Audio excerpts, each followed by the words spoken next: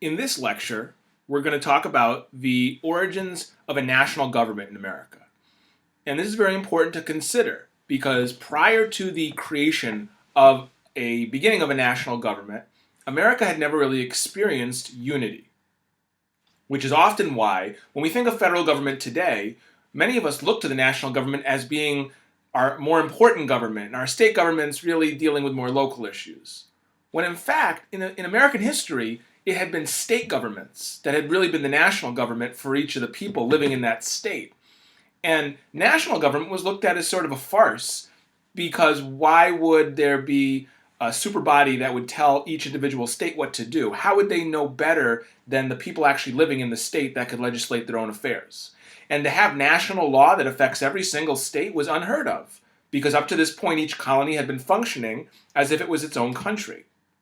So as we're thinking about this creation of a national government, we have to keep in mind that people are not used to something like this. So the earliest recorded history of where a national government was talked about was back in 1754. So 1754 is going to be about 30 years before the war. And in this time, the supreme mind of America, who will be much older during the Revolutionary War, was Ben Franklin. And in 1754, right before the outbreak of the French and Indian War, Ben Franklin, he calls for this plan of union.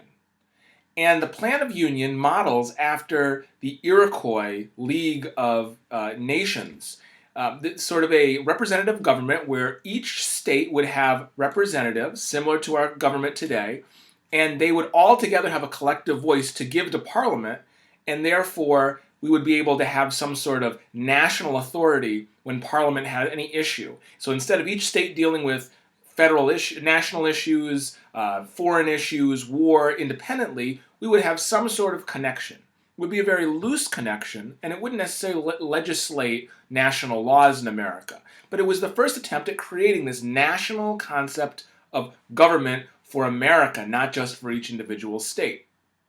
The problem is, in 1754, there really wasn't a need for such a national government. Or at least the people of them at that time thought there was no need for a national government. The issue at hand was the fact that the French and the Indians were a threat, and Americans had to, for the first time, really unite against this common threat. And there had been several wars between the French and the British in the American colonies, King William's War, Queen Anne's War, where militias had to come from different colonies and help to fight. But this was a larger war. This was technically, this 7 Years' War was the first world war. It was fought in 3 different continents, in Europe, in North America, and in India, in the Asian continent. So we're talking about a much more massive, large-scale war. And Ben Franklin and others had the foresight to realize we need to unite now in order to stop this common threat. Now, although the Plan of Union never took effect, there was evidence from the end of the war that we had to work together. And although there wouldn't be any national government created really until the Continental Congress, there was always this idea that the states need to work together better in order to meet their needs. So as taxes become an issue, and there starts to be revolution or revolt in many of the colonies, especially in Massachusetts, a lot of the states band together through these mechanisms of government called committees of correspondence. And how committees of correspondence work, it's our real first attempt at national unity, is not legislating law between all of the different colonies, but creating a communication network so that states can communicate and share ideas in order to make the best decisions. So towns start to have correspondence and send to each other across colonies. And then colonies tend to make these colonial assemblies, which are shadow governments to the official British colony government. And they tend to send messages back and forth between each other, trying to figure out what's the best course of action. I mean, in 1765, we have the Stamp Act Congress, and that is a quasi-national government in the sense that it sends delegates, but not all the states are represented, and they really have a singular mission in order to try to combat the Stamp Act. It gets to the point after the Boston Tea Party, so in 1774, where the colonies want to come together for a meeting in order to figure out what is the best course of action. So instead of just corresponding through these committees, they now want to hold a formal meeting. Now this meeting is highly illegal, so it's done in secret.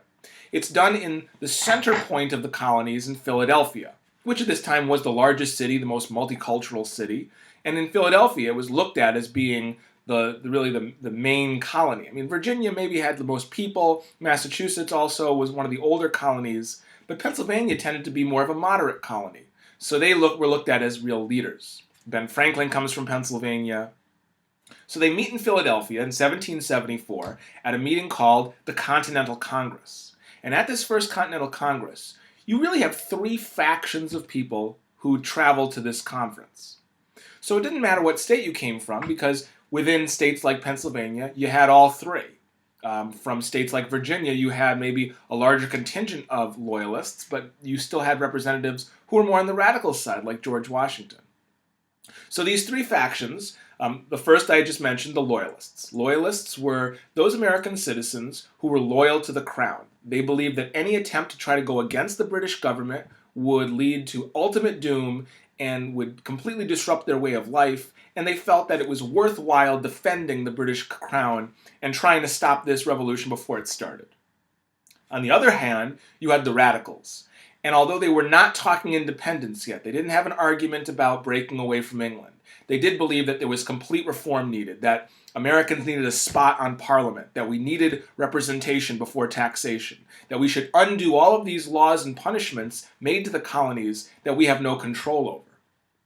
People like John Adams, Sam Adams from Massachusetts, Thomas Jefferson, George Washington from Virginia. These are going to be the real leaders. Ben Franklin will eventually join this side at the Second Continental Congress. Then you have the middle. You have the moderates. And the moderates are an interesting group because, yes, they're patriots. They do believe there needs to be reform, but they want to work from within the system. So you have everything from the loyalists who don't want to change, who want to try to conform to the way things are and try to solve the problem. You have the radicals who want to change everything, trying to make things better for everyone, and the moderates who want to find a happy medium. They want to do some change, but they want to do it within the confines of law. So at this first Continental Congress, you have John Dickinson, the leader of the moderates, who really stands out as the major leader of the Congress. And he stands and says, we cannot do anything that's going to alienate the British. All we can do is formally request that our grievances and ask that they stop what they're doing. Because there had never really been a formalized list of grievances sent to the king and the parliament detailing in sort of a rational way what are the problems. So in 1774, they craft this document, the Declaration and Resolves, which is a letter to the king and to the parliament saying, these are our problems, these are the issues we're having with you, we need you to stop doing these things, and we will stop meeting and trying to have a revolution. Now, after that was sent, that was completely useless because the king and the parliament had already decided long ago that they were in charge, that they were the ones making decisions, and it didn't matter if the colonists didn't like it, they were subject to the British crown. At this same meeting, there's a decision made called the Continental Association. And the Continental Association is really our first government, our first national authorized government. It has representation from 12 of the 13 colonies. Technically, Delaware was not a state. It was still part of Pennsylvania. But Georgia officially was not going to join with this meeting yet. So really, maybe 11 of the 13, with Delaware being part of Pennsylvania. And it was a document detailing that the states would work together to try to meet some mutual benefits. So for protection of each other, they would meet in these continental congresses. They agreed that they would not make an allegiance with England without consulting each other. Very loose government, but a good step on the road to national government. The last argument at this meeting was Galloway's Plan of Union. Sounds similar to Franklin's Plan of Union.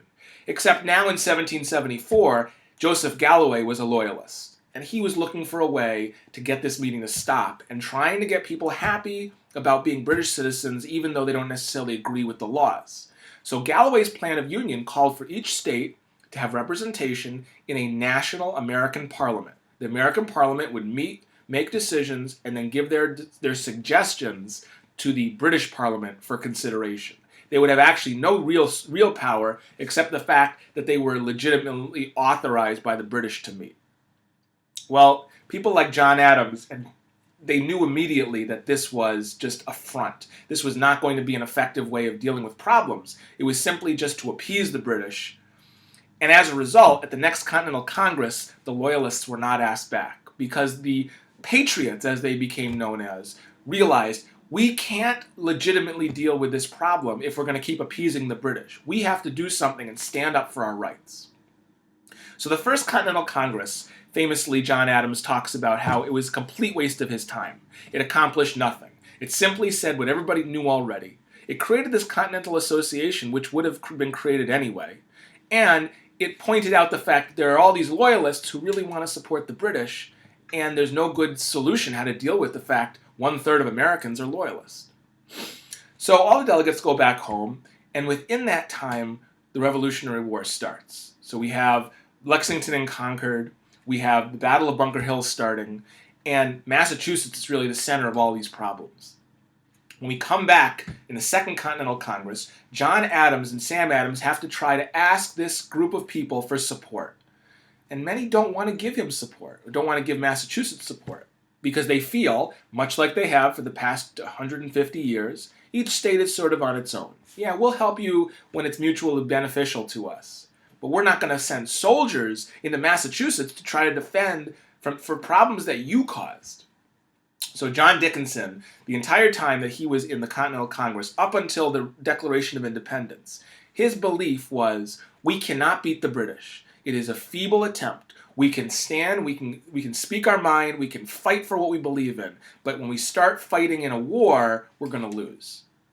John Adams is, on the other hand, the opposite of that. He believes that if we have money and we have supplies, we're just as good as the British Army. We can actually win this war. We're on the home territory. We're fighting for what we believe in, and the British are simply being told what to do like mindless puppets, the soldiers themselves. So at the Second Continental Congress, what happens? John Dickinson asks, let's write a letter to the king directly, putting out an olive branch, saying all the things that we've done so far we're sorry for. And that if you just forgive us for all the things that we've done, all of our illegal meetings and destroying property, like throwing tea in the water, then we will stop and we will go back to the way things used to be. Well, this olive branch petition is sent, and obviously the king deals with it like he had with previous petitions, does nothing.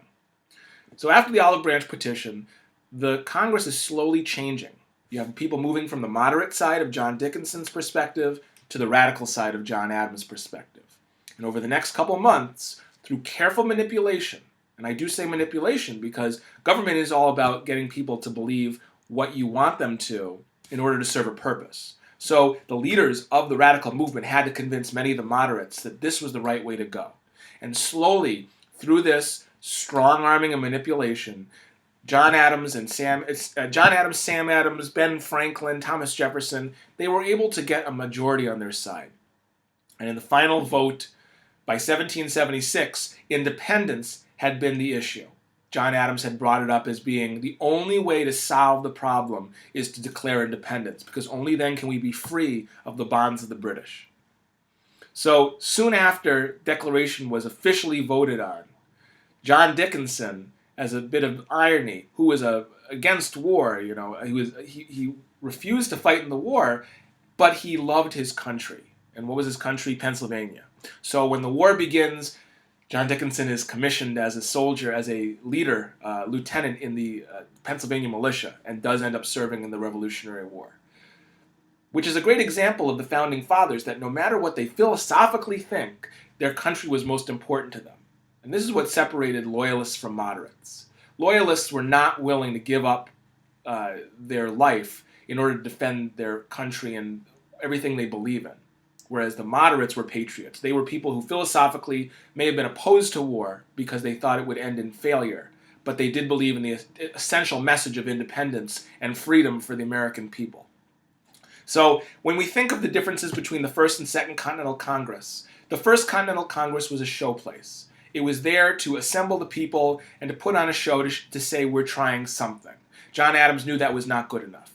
By the Second Continental Congress, this was led by the Radicals, and the Radicals had a different plan. They would take the Congress from being a meeting to discuss our problems to a showplace where we could actually vote on things and make real change. And that change was going to come through a Declaration of Independence. So by July of 1776, the Congress had fulfilled its mission. We had declared independence from England, and we were on our way to now trying to form our own government.